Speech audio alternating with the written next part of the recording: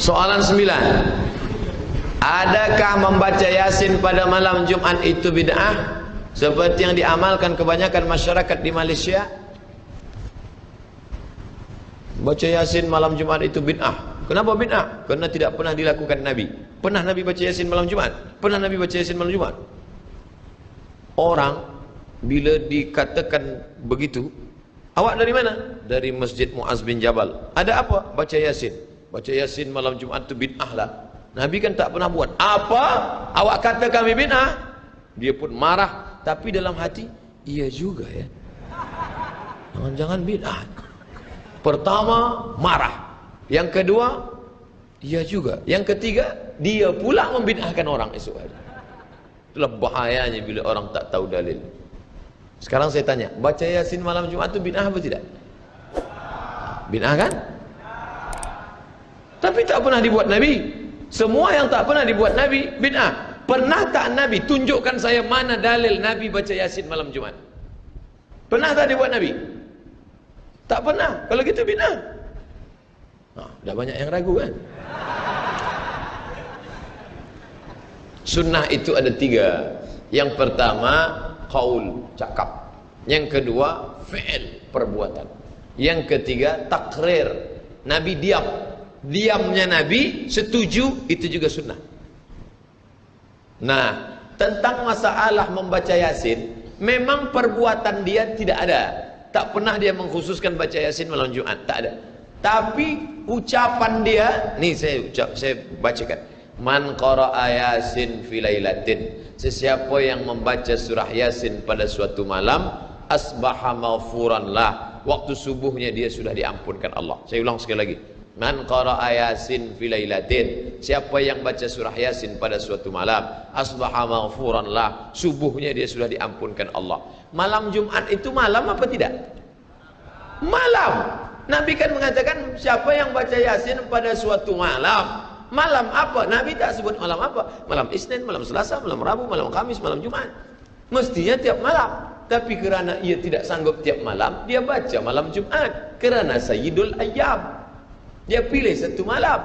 Malam Jumat itu juga termasuk dalam malam yang am. Nabi sebut lailatin, malam bebas. Malam apa saja terserah. Dia pilih malam Jumat kerana keutamaan malam Jumat. Yang paling elok tiap malam. Tak sanggup tiap malam, malam Jumat. Malam Jumat pun tak baca innalillahi wa inna ilaihi raji'un. Lalu orang mengatakan Abdul Somad menyebarkan hadis palsu. Itu hadis tentang baca surat Yasin, hadis palsu. La ilaha illallah. Bukalah tafsir Ibnu Katsir, tuan. Nama penulisnya Imam Abul Fida Ismail Ibnu Katsir, ahli tafsir, ahli hadis. Dalam mukaddimah surat Yasin, man qara'a Yasin fi lailatin. Siapa yang baca Yasin pada suatu malam, asbaha maghfuran lah. Subuhnya dia diampunkan Allah. Isnaduhu jayyid, sanadnya jayyid. Itu Imam Ibnu Katsir. Awak lebih faham daripada Imam Ibnu Katsir. Dia imam, hampir derajat mujtahid. Kitabnya besar-besar. Al-Bidayah wan Nihayah, Ibnu Katsir. At-Tafsir Quranil Azim, Ibnu Katsir. Dia katakan itu tidak hadis dhaif, tapi hadis sanadnya jayyid, layak diamalkan, baik. Ya, sila baca surat Yasin. Tapi membacanya mengapa beramai-ramai? Yasin beramai-ramai. Apa kata Imam Ibnu Taimiyah? Wa qiraatul idarah. Qiraatul idarah, membaca bersama-sama, la ba'sa bi. La tidak, ba'sa apa-apa. La ba'sa tidak apa-apa. Boleh apa tak boleh? Boleh, la ba'sa tidak apa-apa. Kata Imam Nawawi, membaca Quran bersama-sama itu hukumnya mustahab, dianjurkan, membangkitkan semangat. Dia baca sendiri tak semangat, dia baca bersama, Yasin wal Qur'anil Hakim innaka laminal mursalin. Bangkit semangat, pergi hantu setan juga. Baca Yasin bersama. Tapi kata Imam Al-Buhuti, kalau tak sama bacaannya makruh. Ini Johan musabaqah tilawatil Quran, hebat bacaan. Yang ini tak pandai baca. Tapi manakala baca bersama, kita tak boleh bezakan, semua pandai. Padahal bila disuruh satu-satu, lain bunyi. Maka yang tak pandai perbaikilah bacaan. Karena bila dibaca bersama makruh, sebab ada yang membaca tak bersuara sama sekali. Nah, ada sebab itu baca pelan-pelan. Nanti setelah sama tajwidnya, tahsin, baca. Tilawah, tahsin, tadabbur, 3T. Tilawah, baca. Tahsin, perbaiki bacaan, tajwid. Tadabbur, renungkan makna isi. Baca tarjamah, baik. 10. Sampai berapa Ustaz? 13. 10. Ketika haid, maaf, bolehkah perempuan masuk masjid? Perempuan haid tidak boleh memegang Quran, membawa Quran, membaca Quran, iktikaf, tawaf, salat, puasa. Tak boleh. Mana kitabnya? Al-Fiqhul Islami wa Adillatuh Syekh Wahbah Zuhaili. Itu yang saya pakai. Bila ada ustaz lain mengatakan boleh, berarti dia ada dalil. Saya pakai yang tak boleh. Kenapa ustaz pakai tak boleh? Saya pegang dalil kuat yang tak boleh. Ini mimbar Nabi, ini mihrab tempat Nabi jadi imam, rumah Nabi di sebelah kiri.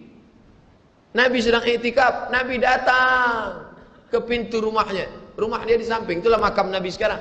Kerana Nabi waktu dia meninggal, langsung saja terus digali, dimakamkan di kamar Aisyah. Ya Aisyah, Nabi panggil, ya Umairah, ya nawilinil khumrah. Tolong ambilkan kain khumrah, ambilkan aku kain. Aisyah datang membawa kain.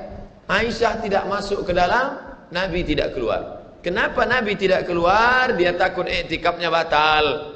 Kenapa Aisyah tidak masuk ke dalam? Aisyah takut masuk ke dalam karena dia sedang dalam keadaan haid. Lalu apa kata Nabi? Ulurkan saja tanganmu ke dalam. Kenapa? Karena tanganmu tidak haid, tapi badannya tetap berada di luar. Itu menunjukkan perempuan haid tak masuk masjid. Sampai mana had-had batas masjid yang boleh dilalui? Apakah bilik-bilik dalam masjid termasuk dari masjid? Ada orang yang berpemahaman semua yang di bawah atap masjid adalah masjid. Jika semua yang berada di bawah atap masjid adalah masjid, maka semua yang berada di atas dosa besar. Kenapa? Karena maaf, buang air kecil, kencing dalam masjid. Di atas ada toilet dan dia masih di bawah atap masjid. Maka yang dimaksud dengan masjid bukan semua yang di bawah atap masjid, tapi yang biasa dipakai untuk sholat. Lalu masjid Muaz bin Jabal nih, mana yang masjid itu? Nih, yang biasa dipakai. Kaca ke dalam nih. Adapun itu balkona kata orang Mesir, teras, itu di luar adalah memang biasa masjid dulu, masjid-masjid Sultan Melayu zaman dulu. Memang sengaja dibuat macam itu kerana gunanya untuk maaf untuk perempuan yang sedang uzur dalam keadaan halangan. Tapi mohon maaf, bukan saya cakap tuan dalam keadaan uzur. Maknanya kerana kita sedang penuh sekarang, melimpah ruah sampai keluar. Tapi artinya yang dimaksud dengan masjid tempat yang biasa solat berjamaah zuhur, asar, maghrib, hanya sebatas ini saja. Yang luar itu, maka itu adalah tempat yang dibolehkan. Bila dalam keadaan ada perempuan haid berhalangan, dia dengarkan tausiah, tazkirah, tapi ada pengeras suara, mikrofon, dengar suara dari luar, atau ada television untuk pandang, tengok, dengar suara kajian ustaz. 11. Sah atau tidak kalau solat mengangkat kedua kaki ketika sujud? Macam mana mengangkat kaki sujud? Bila sujud, kedua ujung kaki ke lantai, tapi ikhtilaf antara mazhab Syafi'i dengan Hambali. Mazhab Syafi'i, kedua kakinya dilebarkan. Ini kaki, kedua kaki lebar. Ujung kaki, nih, kedua kaki lebar. Sedangkan mazhab Hambali kedua kaki rapat. Mazhab Syafi'i kedua kaki lebar. Nanti bila ada nanti ustaz mengatakan bila sujud kedua kaki rapatkan, itu Hambali. Sedangkan mazhab Syafi'i kedua kaki jarangkan. Karena waktu tegak kaki jarang. Waktu rukuk juga jarang, waktu sujud pun dijarangkan. Nah ini, kaki turun ke bawah. Tiba-tiba masa kepala dia turun, naik kakinya ke atas. Kenapa dia angkat? Kalau dia berkeyakinan, berpemahaman bahwa perbuatan ini diajarkan Nabi, masuk dalam perbuatan bid'ah karena tak ada dalil sama sekali. Dia sedang membuat suatu amalan. Kalau dia tidak tahu, jahil, kita bagi tahu, jangan lagi engkau buat. Kenapa engkau angkat? Kaki engkau mestilah turun ke bawah dan menghadap kiblat. Itu. Apakah batal? Tidak, tak batal. 13. Mana 12? Begitu ditulis langsung 13. Terakhir, apa pendapat Ustadz kencing berdiri? Adakah hadis menyebut Nabi kencing berdiri? Ada. Bagaimana kami temukan hadis itu? Buka program pencari hadis, searching, tulis di search Subatoh, sin, ba, alif, po, ta, Subatoh. Nanti dapat hadis dalam Sahih Bukhari, Nabi kencing di Subatoh. Subatoh tempat buang sampah. Waktu itu darurat, tak ada tempat. Nabi kencing Subatoh. Itulah satu-satunya hadis menunjukkan kencing berdiri. Nanti bila ada orang berhujjah dengan itu, boleh kata dia.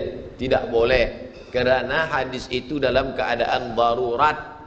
Adapun dalam keadaan tidak darurat, bukan emergensi, maka tetap dia tetap apa bahasa Malaysia? Cangkung, jongkok. Ya, ke bawah.